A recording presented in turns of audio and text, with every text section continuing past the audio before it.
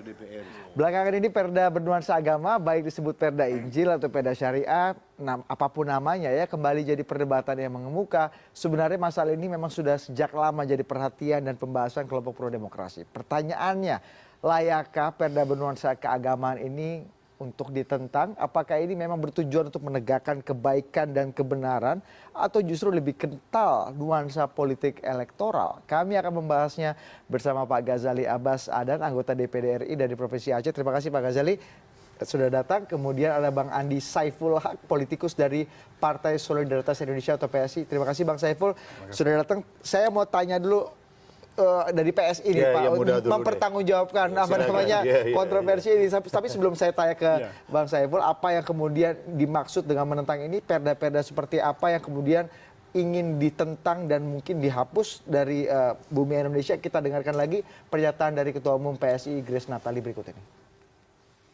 PSI akan mencegah lahirnya ketidakadilan, diskriminasi, dan seluruh tindakan intoleransi di negeri ini.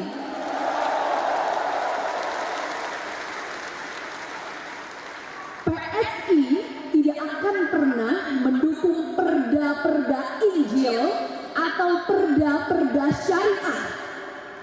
Tidak boleh ada lagi penutupan rumah-rumah ibadah secara paksa. Saya mau nanya ke Bang Saiful, bisa dijelaskan lagi apa yang sebenarnya dimaksud dengan perda Injil, perda syariah yang kemudian ditentang dan tidak didukung pastinya dan ingin dihapus sebenarnya? Ya, yang pertama sejak awal PSI memang sudah menyatakan dirinya bahwa DNA PSI itu adalah anti korupsi dan anti intoleransi. Jadi dua persoalan kebangsaan yang menurut anak-anak muda di PSI ini adalah persoalan yang sangat serius karena itu bisa meretakkan kebinekaan kita sekaligus meretakkan kesatuan kita sebagai satu bangsa. Nah, persoalan perda yang disebut oleh Ketua Umum kami Grace Natali itu adalah harus diletakkan pada posisi bahwa PSI memperjuangkan sikap anti terhadap aktivitas atau bentuk-bentuk intoleransi di Indonesia yang merupakan masalah serius bagi bangsa ini. Nah, dalam konteks itulah kemudian pidato Ketua Umum Sis Grace Natali di acara ulang tahun PSI itu menyatakan bahwa perda-perda yang bersifat berpotensi untuk menimbulkan diskriminasi, satu dia berpotensi secara hukum ya, karena persoalan diskriminasi seperti ini kan seharusnya persoalan intoleransi itu kan lebih banyak kultural, perbedaan agama, perbedaan sebenarnya harusnya lebih banyak dan diselesaikan dengan cara-cara kultural biasanya dengan kearifan. Berarti itu hidup dari masyarakat lokal, bukan karena peraturan yang dibuat oleh pemerintah. Nah, ketika itu ditarik menjadi hukum positif, maka kita bisa melihat akan terjadi intoleransi secara struktural dan itu legal dan itu berbahaya bagi kelanjutan kebinekaan di Indonesia. Kita mencatat bahwa pada tahun 99 pasca reformasi itu hanya ada 4 perda yang bernuansa diskriminatif dan itu tidak berbasis agama. Tapi pada tahun 2003 misalnya terus meningkat 79, kemudian terus meningkat sampai 2014 ada 365 perda yang berpotensi diskriminatif, tercatat diskriminatif. Bahkan Komnas Perempuan khususnya kepada kaum perempuan. Dan salah satu basis yang di segmen PSI dibangun itu adalah perempuan. Dari awal kita memang mendorong itu. Komnas Jadi Perempuan karena diskriminasi yang berakibat pada intoleransi atau memang karena ada nuansa keagamaannya kemudian ditolak? Ini kan ada dua pandangan. Kan satu pandangan menganggap bahwa PSI kayaknya menolak yang berbau keagamaan atau menolak outputnya yang kemudian diskriminatif tadi kata Anda, intoleransi. Apa yang ditolak sebenarnya? Ya memang kemudian banyak hal yang karena kebetulan perda yang diskriminatif itu biasanya menggunakan dalih agama atau basis agama, tapi pada prinsipnya PSI menolak semua bentuk diskriminatif. Kemudian secara konstitusional juga saya pikir TAP MPR tahun 2000 ya, tahun 2001 sudah 2010 maaf, nomor 3 tahun 2010 menyatakan bahwa perda ataupun aturan hukum yang berlaku itu harus berlaku secara umum. Jadi perda-perda yang berbasis segmented atau hanya pada kelompok agama tertentu atau kelompok etnis tertentu itu sudah menabrak undang-undang di atasnya. Bisa sebelum saya ke Pak Ghazali untuk menanggapi karena Aceh banyak disoroti Pak terkait hal ini.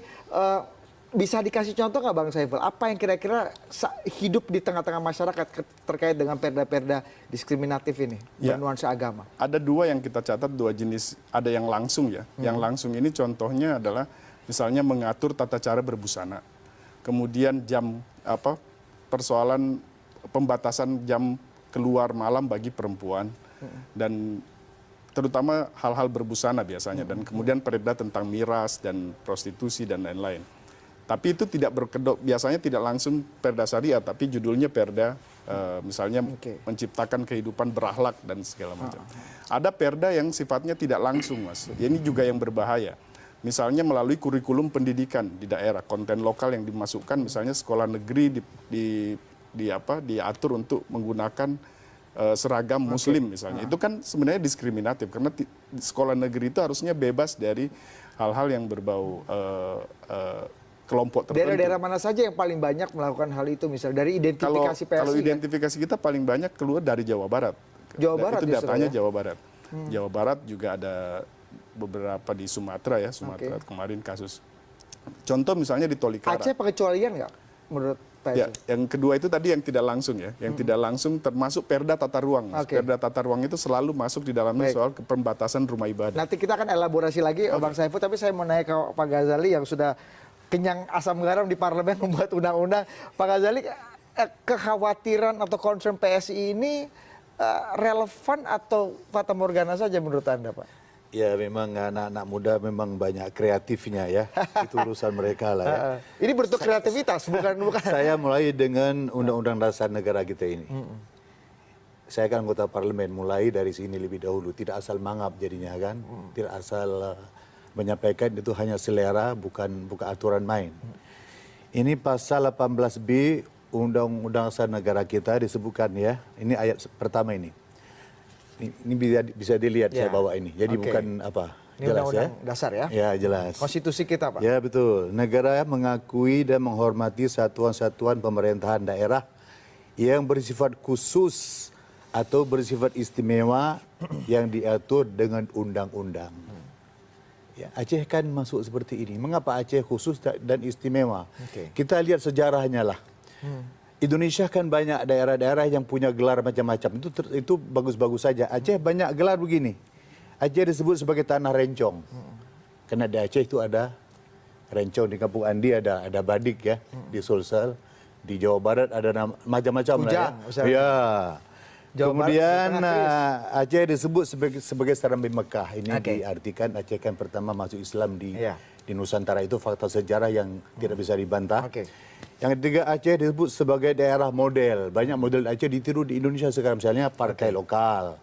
Sekarang ada daerah-daerah yang ingin ada partai lokal. Hijab bagi aparat kepolisian. Kan di Aceh mulai. Kan sekarang di Indonesia sudah ada dan bagus-bagus saja, aman-aman saja mereka mengenakannya, tidak ada macam-macam. Itu termaktub dalam peraturan-peraturan daerah Pak ya, hal-hal yang kekhususan tadi. Nanti saya akan jelaskan kepada Anda. Ini saya sebut gelar daerah. Aceh juga disebut daerah modal. Mengapa Aceh disebut daerah modal? Ini perlu saya jelaskan, kendati banyak orang mungkin ingin meluruskan apa yang saya akan katakan ya. Aceh pertama kan paling sulit dijajah Belanda dulu. Kita disebutkan 3,5 abad dijajah, Aceh kan tidak.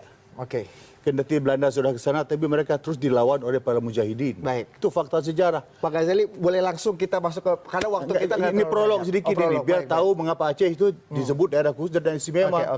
Ya, Aceh paling banyak menyumbang pahlawan nasional.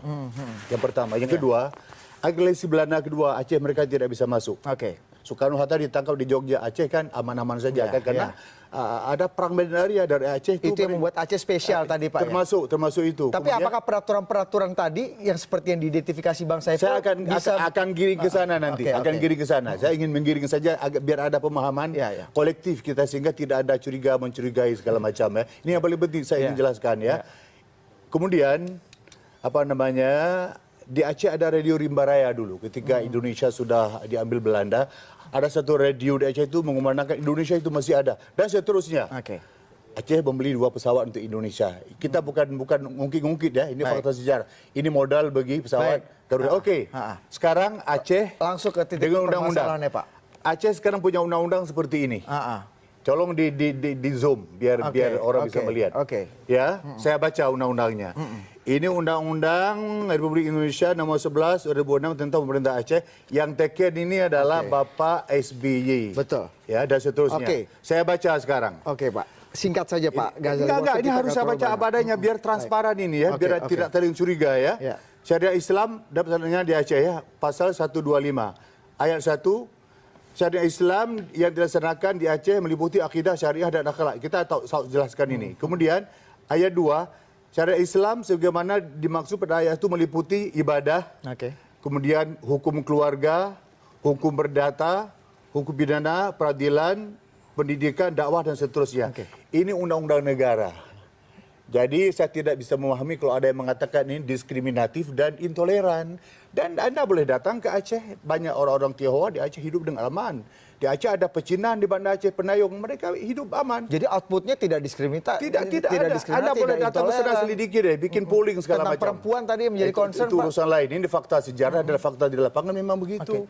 Datang ke Penayung daerah Tionghoa di Aceh. Mereka aman saja, kelenteng bagus-bagus saja. Ketika mereka bikin acara barongsai itu jadi tontonan masyarakat, tidak ada gangguan apapun. Apa artinya? Dengan syariat Islam di Aceh tidak ada intoleransi dan tidak ada diskriminasi. Ini fakta yang harus saya tunjukkan. Dan Anda boleh datang sana dan lihat. Kalau daerah-daerah lain, Pak, yang menjadi concern Anda, misalnya di daerah seperti tadi dikatakan Bang Saiful, misalnya. Saya kira tidak begitu juga lah. Islam bukan agama diskriminasi. Islam agama yang sangat toleran, lakum dinukum waliyadin. Dan banyak sekali dalil Quran dan yang hadis yang bisa kita jelaskan. Tidak ada itu. Nanti peraturan kita akan bahasa anak muda zaman now Pak, kita belajeti lagi apa yang kemudian menjadi concern PSI yang menimbulkan diskriminatif dan juga intoleransi. Nanti Pak Ghazali akan menanggapi, tapi kita akan hadirkan usai jeda berikut. Tetap bersama kami.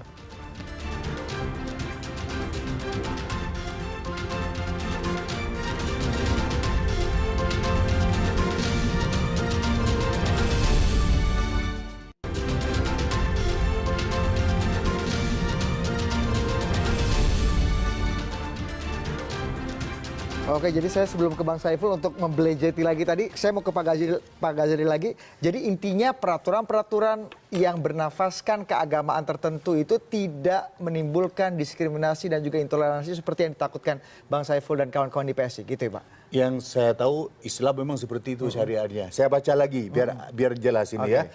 Pasal 126 undang-undang yang sama, ayat 1. Setiap pemeluk agama Islam di Aceh wajib mentaati dan mengamalkan syariat Islam. Ayat 2, setiap orang yang bertempat tinggal dan berada di Aceh, apapun agamanya ini ya, wajib menghormati pelaksanaan syariat Islam. Jadi mereka tidak diwajibkan untuk ikut syariat di Aceh. Mereka tidak merasa menjadi korban diskriminasi. Tidak ada. Sampai sekarang mereka aman-aman saja di sana kan. Tidak ada masalah. Gimana Bang Saiful melihat? Ya, dalam pernyataan sikap PSI setelah pidato Ketua Umum itu, kita menyebutkan bahwa untuk kasus kanun syariat Islam di Aceh itu jelas, karena kan kalau kita melihat lahirnya proses perundang-undangan, hierarki perundang-undangan kan ada berlaku lex superior dan lex spesial.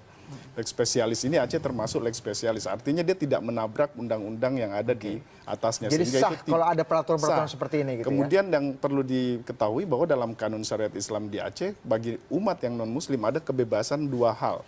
Yang pertama, dia hanya terkena kanun syariat Islam jika melakukan 2 hal. Yang pertama adalah dia terlibat melakukan kejahatan bersama dengan orang Aceh yang beragama Islam. Kemudian yang kedua, dia bisa memilih mau KUHP atau... Jadi pada prinsipnya bagi PSI untuk kanun syariat Islam di Aceh sah. Meskipun kita memberikan catatan misalnya, bahkan memberikan apresiasi yang cukup besar kepada pemerintah Kabupaten Pidi, Pak, yang mengajukan MOU dengan Komnas HAM untuk mengasistensi apakah kemudian implementasi syariat Islam di Aceh itu bisa mengadopsi norma-norma hak asasi manusia, termasuk jenis hukumannya misalnya. Apakah cambuk itu masih... Tapi ada catatan kritis nggak? Catatan kritis nggak untuk Aceh sendiri sebelum kita masuk secara makro daerah lain gitu, ya, Bang Saiful? Itu yang kita lihat. Biar langsung bisa dijawab Pak Ghazali. Ahli-ahli di Aceh ini kan agama Islam itu tidak pernah menjadi persoalan di Aceh, karena dia adalah kayak semacam way of life ya, sudah menjadi darah daging teman-teman di Aceh, tapi itu kan tidak terjadi faktor sejarah dan faktor sosiologis yang sama tidak terjadi di daerah lain. Kalau di Aceh saja seperti diakui Pak Ghazali dan juga seperti Anda juga katakan bahwa tidak menimbulkan output diskriminasi dan juga intoleransi seperti yang ditakutkan, sama dong berarti prinsipnya dengan daerah lain kalau memakai cara prinsip bahkan undang-undang yang mirip misalnya, peraturan yang mirip.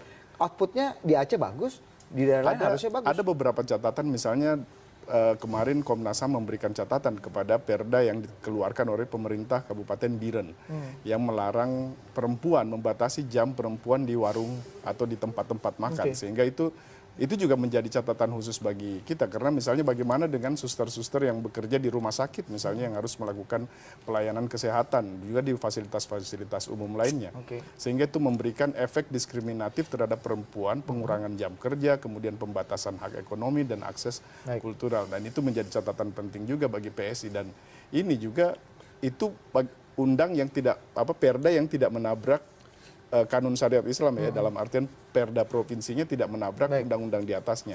Tapi perda-perda di kabupaten itu banyak menjadi perdebatan.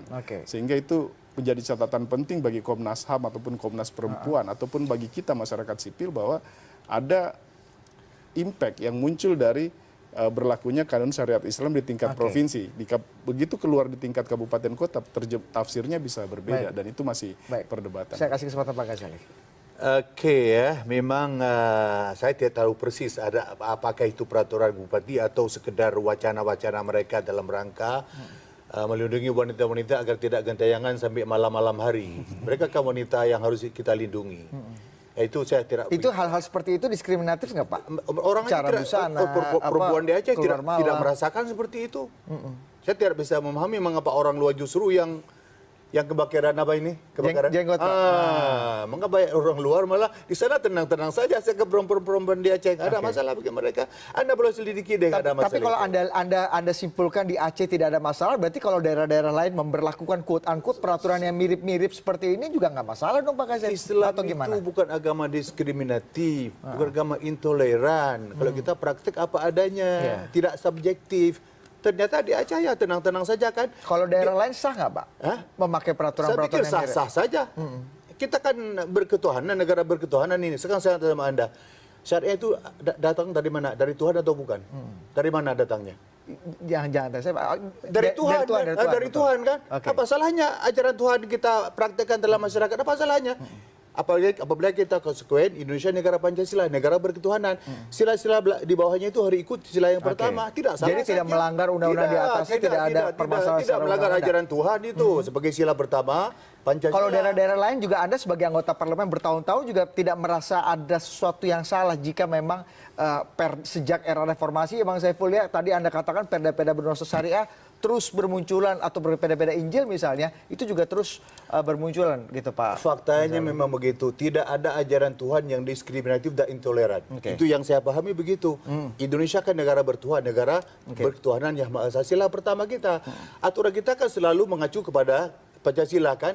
Ternyata Tuhan tidak mengajarkan umatnya itu untuk intoleran dan diskriminatif, tidak seperti itu. Apa artinya? Saya pikir dimanapun ya sama saja. Islam kan mengajar yang baik-baik, kemaslahatan seluruh masyarakat. Pasti outputnya juga baik ya Pak ya? Baik, tetap baik. Bang Saiful, Anda lihat ini memang ketika kepala-kepala daerah, partai-partai di parlemen-parlemen daerah memproduksi hal-hal perda-perda seperti itu, sebenarnya tujuannya memang seperti kata Pak Ghazali, berawal dari sebuah kebaikan, ingin menegakkan kebenaran, ingin menegakkan kebaikan sesuai dengan hukum-hukum dan perintah Tuhan misalnya, atau ada lebih kental aroma politiknya? Elektoral tentunya ya, kita bicara politik pemilu. Kalau kita lihat di Aceh sebenarnya bagaimana mereka memperjuangkan kekhususan Aceh dalam hal penegakan syariat Islam itu sudah kita lihat keseriusan masyarakat mereka selama bertahun-tahun, mulai dari Belanda sampai kemudian masuk DITI, kemudian Gerakan Aceh Merdeka misalnya, sampai kemudian terlaksananya MOU Helsinki, sehingga itu satu leg spesialis dalam sistem perundang-undangan di Indonesia. Tapi di daerah lain itu kebanyakan, kalau menurut kita melihat proses lahirnya itu lebih banyak karena ketidakmampuan atau ketidakkreatifan politisi yang sedang bertarung dalam pilkada, sehingga kemudian menggunakan isu-isu moral sebagai cara untuk mendorong atau meraih popularitas di masyarakat, sehingga ini yang menurut kita tidak pada tempatnya, dan itu membahayakan bagi kehidupan demokrasi di Indonesia. Pak Mahfud MD selalu bilang bahwa lahirnya produk perundang-undangan atau peraturan tertentu itu selalu tergantung pada konfigurasi politik yang ada di sekitarnya. Apa konfigurasi politiknya? Salah satunya adalah pilkada. Dan yang paling penting menurut PSI adalah kita sedang bertarung, negara ini sedang bertarung dengan apa yang disebut radikalisme, dan itu bukan dalam artian fiksi. Radikalisme adalah bentuk nyata di Indonesia yang lahir dan sudah kita temukan bahwa, dan itu menurut kita perda-perda ini adalah kelanjutan dari, bagi PSI adalah perang terhadap radikalisme dan intoleransi. Jika Anda katakan tadi nuansa politik elektoralnya mungkin saya bisa simpulkan seperti itu sangat kuat. Ada contoh-contoh yang bisa kita terima akal sehat nggak? Misalnya di daerah Anda, di Sulawesi Selatan misalnya, atau daerah-daerah lain yang mungkin sudah menjadi pengamatan dan catatan dari PSI dan lembaga pro-demokrasi atau lembaga HAM lainnya misalnya. Ya, di Sulawesi Selatan, kalau kita melihat angka munculnya perda-perda itu kan sebenarnya setelah sebelum mendekati pemilu 2004 misalnya, atau kemudian pilkada serentak 2008, itu selalu muncul isu-isu berbasis. Jadi jelang-jelang pemilu selalu itu meningkat. Produksinya meningkat. Grafiknya pasti begitu, dan perda, semakin banyak perda yang lahir, angka kekerasannya juga semakin meningkat akhirnya. Artinya kalau dikatakan tidak ada persoalan itu tidak benar, karena jumlah produk perundang-undang perdanya lahir semakin meningkat, angka kekerasan dan diskriminasinya juga semakin meningkat. Termasuk persoalan rumah ibadah dan lain-lain. Dan ini tidak hanya berlaku bagi daerah yang menggunakan syariat Islam, tapi juga di daerah-daerah seperti kasus Tolikara misalnya. Kasus Tolikara itu kan mayoritas Kristen, dan juga Komnas HAM memberikan catatan penting bahwa ada terjadi diskriminasi dalam perda yang dibuat. Makanya tidak hanya perda syariah, kemudian ada juga perda Injil, istilahnya seperti itu. Ketakutan kita adalah karena kualitas politisi kita malas mencari kreativitas tentang persoalan sosial, ekonomi, dan kesehatan misalnya yang lebih penting, lari ke isu-isu moral untuk digunakan sebagai komoditas politik. Saya mau ke Pak Ghazali, betulkah Pak anggapan bahwa jelang pemilu produksi perda-perda bernuansa keagamaan meningkat, yang pertama, dan kedua, ini lebih banyak kepentingan elektoralnya Pak, bukan kepentingan quote-unquote untuk kebaikan kemaslahatan umat, tapi dijawabnya lebih asik Pak. Usai jeda, kami akan segera kembali saat lagi.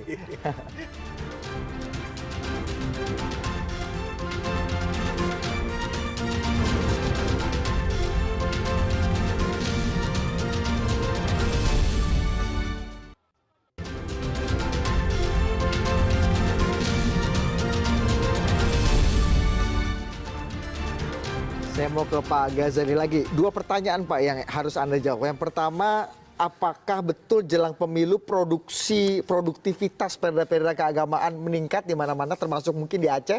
Yang kedua, jangan-jangan ini kepentingannya bukan kepentingan umat atau masyarakat menegakkan kebaikan, tapi justru kepentingan politik elektoral Pak. Gimana Pak Ghazali? Aduh, saya tidak pernah meneliti apakah menjelang pemilu apapun namanya itu produksi undang-undang syariah itu sebagaimana meningkat ya. Saya belum bisa pastikan betul atau tidak. Tapi menurut saya sangat naif lah kalau untuk tujuan kursi empuk ya. Kita juga empuk ini duduknya kan. Empuk Pak, tapi agak keras sedikit supaya. Ya. Akan menjual agama dengan harga yang murah, tidaklah. Itu sangat-sangat naif, dan saya harap aku tidak akan seperti itu.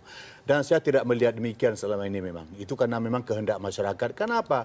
Aturan dibuatkan oleh tripartit ya, oleh rakyat, diwakili oleh parlemen dan oleh pemerintah. Kan semua kan diri rakyat. Kalau katanya politisinya agak males gitu Pak, misalnya ingin mendapat dukungan kelompok masyarakat, ya keluarkan saja perda seperti itu. Mekanisme membuat aturan kan ada macam-macam ya. Ada RDPU, ada RDP dan sebagainya dari bawah. Jadi semua terlibat ya Pak ya? Terlibat semuanya. Bukan selera pemimpin itu. Yang namanya selera pemimpin itu namanya anti demokrasi. Tidak mengerti bagaimana mekanisme membuat aturan dan undang-undang harus dari bawah. Jadi ada rapat dengar pendapat umum dengan masyarakat, dan itu ada mekanisme dalam berparlemen.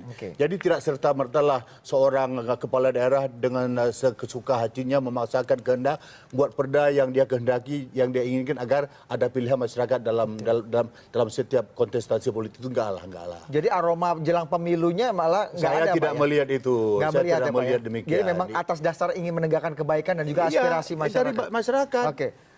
Bang Saiful, bener nggak Bang ini bahwa sebenarnya tidak hanya kepala daerah mungkin atau tidak hanya anggota parlemen daerah yang kemudian ingin mendapatkan keuntungan elektoral, tapi kan masyarakat mungkin ini aspirasi dari masyarakat. Kata Pak Ghazali tadi, semua terlibat dalam pembuatan perda-perda yang tadi Anda katakan diskriminatif dan intoleran tadi. Ya, contoh misalnya di Aceh soal kanun jinayat misalnya.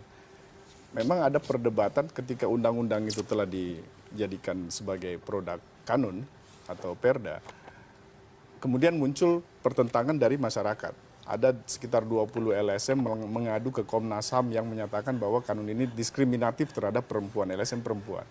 Artinya apa? Ada dalam itu di Aceh yang sudah tata caranya sudah diatur sesuai dengan undang-undang karena ada spesialis.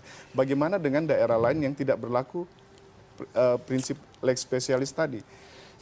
Saya pikir semua orang tahu bahwa dalam menyusun anggaran, kemudian perda-perda yang ada, DPR atau parlemen DPRD bisa memilih misalnya dalam memenuhi indikator mengenai pendapat umum.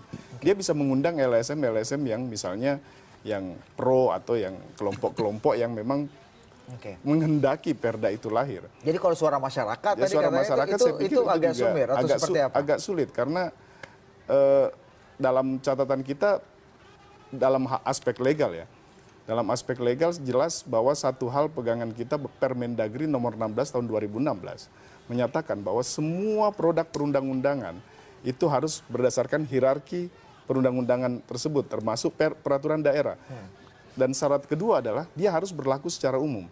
Jadi jika ada peraturan daerah yang tidak berlaku secara umum maka itu bertentangan dengan Permendagri. Maksudnya tidak berlaku secara umum itu gimana, artinya Bang? berlaku untuk semua warga yang berada di daerah administratif pemerintahan itu. Sehingga jika dia tidak berlaku secara umum, artinya ada potensi diskriminatif dan melanggar Permendagri di atasnya. Kalau mayoritas misalnya happy, aspirasinya seperti itu, tapi Anda punya concern terhadap minoritas, ada catatan-catatan terkait ini nggak? Ya karena dia tidak berlaku secara umum harus digugurkan menurut kita. Karena kan itu menabrak tata perundang-undangan dan sumber hukum di Indonesia. Kalau masyarakat happy bisa diafirmasi nggak atau bisa didukung nggak sebenarnya? Masyarakat happy, ada aspirasi hal-hal, masyarakat kata Pak Ghazali happy semua, perempuan happy, masyarakat minoritas happy ya Pak Ghazali tadi katanya? Iya, saya pikir ukuran itu kan subjektif ya. Kalau kita tanya langsung ke publik pasti juga tidak ada pro kontra. Pak Ghazali. Undang-undang kan berlaku kepada orang yang lebih banyak, artinya apa? Siapa yang merasakan manfaatnya kan lebih banyak. Ada satu dua yang tidak puas itu kan sah-sah saja itu. Kan tidak mungkin setiap perda itu semua orang itu puas. Tidak bisa itu. Maka sejatinya dan memang sudah menjadi mekanisme kita selama ini kalau membuat undang-undang kan selalu minta masukan dari bawah. Mereka sampaikanlah pikirannya ketika mereka diajak dalam rangka RDPU, rapat dengan parlemen umum. Silakan jadi nggak pernah semena-mena bikin sendiri, sendiri. Kalau sudah selesai diketok palu, ada tidak puas itu kan sah-sah saja.